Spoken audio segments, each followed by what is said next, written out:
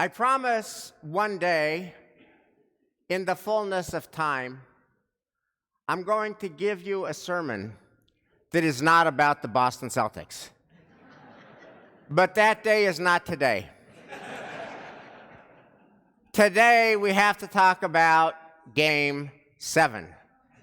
We have to talk about what happened at the TD Garden last Monday night. Because it's not only a sad basketball story, sad if you happen to be a Celtics fan, but it's also a very confusing, confounding, perplexing human story.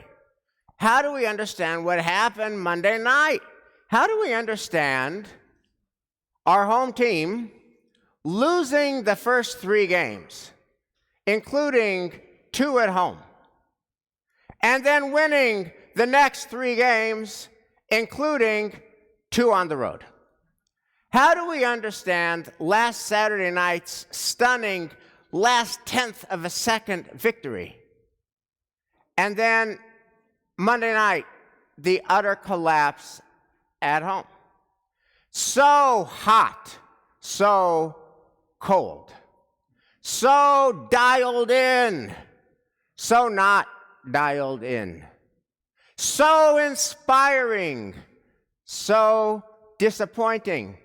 The same team, the same players, the same coaches, the same week. Now, I have a friend who was actually at the game on Monday night, who shall remain anonymous. His name is Matt Hills. And Matt and Lisa were actually at TD Garden instead of in the Gann Chapel davening Mincha and Maariv, which is why they lost, by the way. But I digress. So Matt and Lisa were there, and Matt says it was so interesting. You could tell the entire story of the game just from body language. That the Heat players looked intense and focused, like they were really into it. And the Celtics players were listless and lethargic and lost. And my question is, how do you understand the sudden transformation from the intense team of Saturday night to the listless team on Monday night?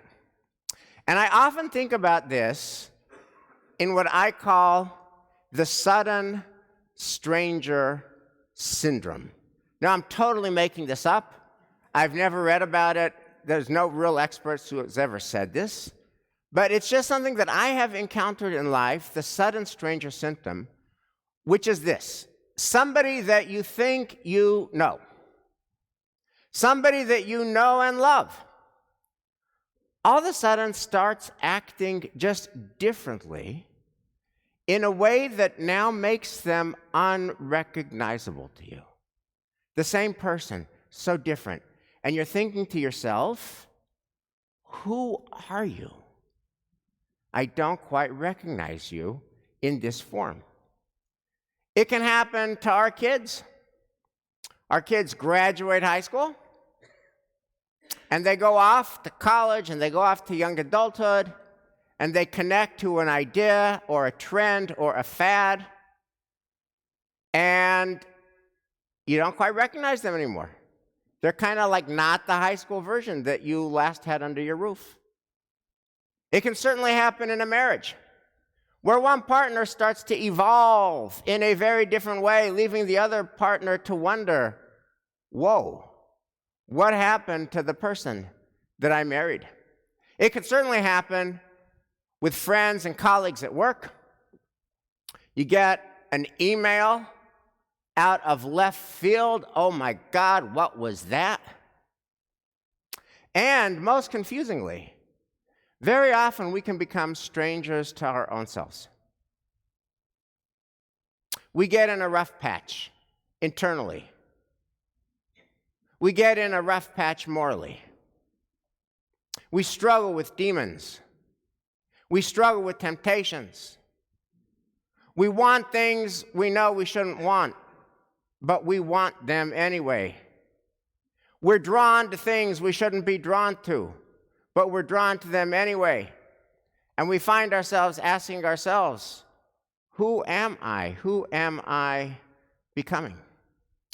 And what is a helpful response to the sudden stranger syndrome, when somebody you love becomes a stranger to you, when you become a stranger to yourself? So one response is embodied by Shaquille O'Neal, who was the commentator on TNT of Game 7. And here's what Shaq had to say as the Celtics were throwing up threes that were all clanking. Shaq said, "The next Celtics player who shoots another three, I'm going to punch him in the face." And the fellow TV commentators kind of laughed, ha ha. And then Shaq said, no, I'm not kidding. This is Game 7. This is closeout time. The Celtics are 0 for 10 from beyond the arc. If I'm on that bench and I call a timeout, I will say to the team, the next Celtics player who shoots a three, I'm going to punch you in the face. Now, what is that? So I just want to say, it's worth commenting on how real this is, because it embodies the response of anger, which often is the first response when somebody starts acting really strangely. When we start acting really strangely, we might be tempted to just be angry and say something like, "Stop it. Snap out of it. Get back to who you are. Just stop it already." And the response, the grammar of our response, is an exclamation mark. Stop it, get back to who you are. And that's understandable. There's only one problem with exclamation marks. They don't work. Anger very seldom changes conduct. Judging people and reproaching people very seldom changes conduct, which is perhaps why the Torah has a very distinctive gloss to strangers. Strangers is a big category in biblical law. It's a big category in the Torah. And there's a lot of passages, but the quintessential Torah passage on strangers is Leviticus 19:34. It's from the Holiness Code. "You shall love the stranger as yourself, because you were a stranger in the land of Egypt. I, the Lord, am your God." Now, the Torah's approach to stranger is not anger, and it's not exclamation mark. It's love. We're literally commanded to love the stranger through it. What does that look like when we are the stranger to ourselves, or our loved one, our spouse, our child, our friend becomes a stranger to us? So I'm going to give you an example of what this looks like. When I was at the seminary, one of my very best teachers was a guy named Eliezer Diamond. He's a great professor of Talmud and codes. And the seminary has this podcast called What Now? ? And the animating idea of this podcast is to ask rabbis and professors of Judaica at the seminary, what is the worst thing that ever happened to you personally? On a 1 to 10 scale, where 1 is you lose your keys, and 10 is the book of Job. What is your book of Job? What is the worst thing that ever happened to you? And then the question is, how does the Torah that you teach at the Jewish Theological Seminary, how did it actually help you in your moment of need? So Eliezer Diamond is a guest on this podcast. And he says the Torah that was most helpful to him is this concept called vidui, which means confession. And we know it because it's a part of the Yom Kippur liturgy. But he said that's not the way he's thinking about vidui. To him, vidui is about a person owning who they are, in all of their layers, and all of their complexity, and all of their contradictions. Naming it, owning it, accepting it, and making peace with our strengths and with our brokenness. And he said that was really helpful to him during his book of Job moment, his 10 on a 1 to 10. The worst chapter of his life, he was 40 years old. And he was contending with two problems. He had a diagnosis of bipolar disorder. And in his 30s, he developed an addiction to alcohol. And so he checked himself into a hospital to treat both conditions. And he said it was definitely the worst chapter of his life, the hardest chapter of his life. And then this is how he describes what happens next. These are Rabbi Diamond's words. While I was in the hospital, I had a spiritual crisis.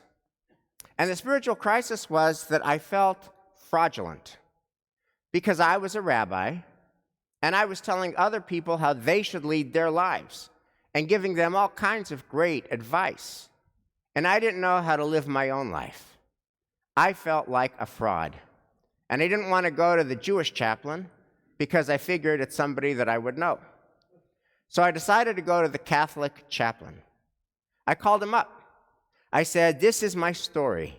I need a spiritual guide, and you are it.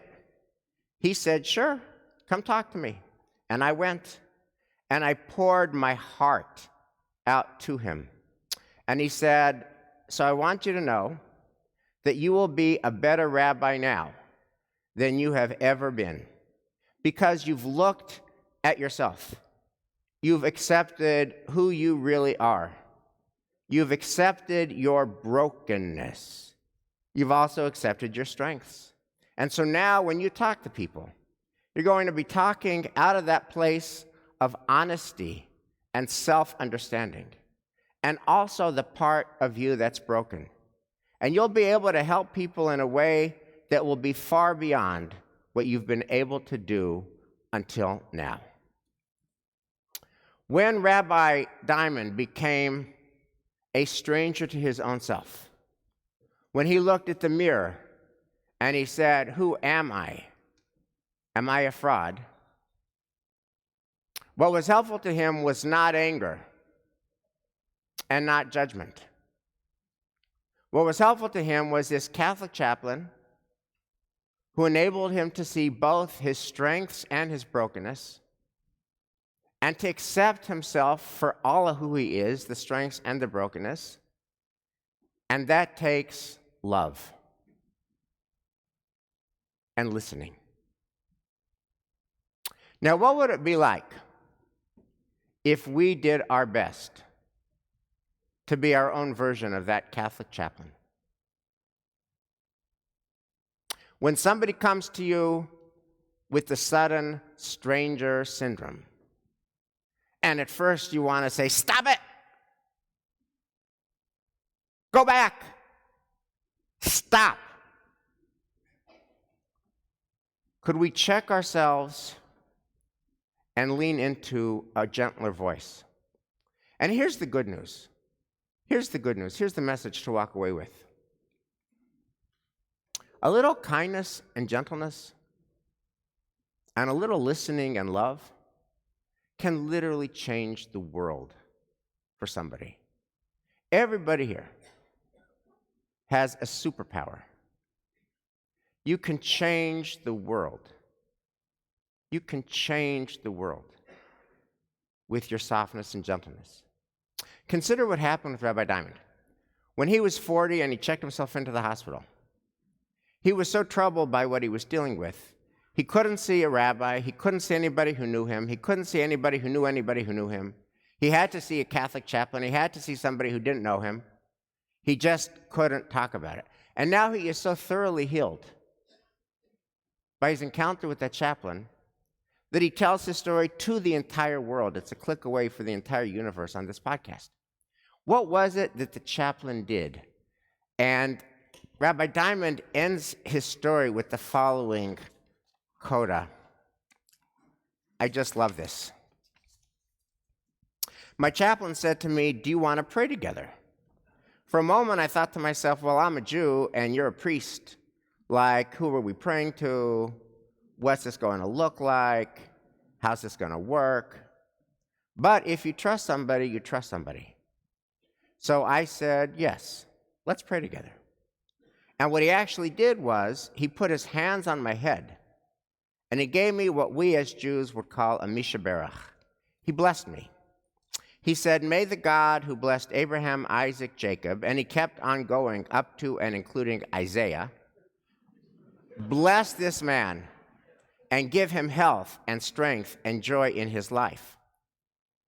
The feeling of having him put his hands on my head and channeling God's blessing, because that's what it felt like, was one of the most powerful experiences that I have ever had in my life. It was the kind of religious experience that I don't have a lot, a profound tactile experience where I could almost physically feel being blessed, receiving God's blessing. The sudden stranger syndrome is real. And people we know and love will become unrecognizable to us. If you live long enough, that will happen. And we will become unrecognizable to ourselves. If you live long enough, that may happen. And when that happens on a basketball court, our team loses and life goes on. There's not much we can do about it. But when it happens in the real world in which we live, to the people we love, the good news is we have agency. We have options. There are worse options and better options. Anger doesn't work, reproach doesn't work, judgment doesn't work. But listening and learning, kindness and gentleness can turn that stranger back into your friend. Shabbat shalom.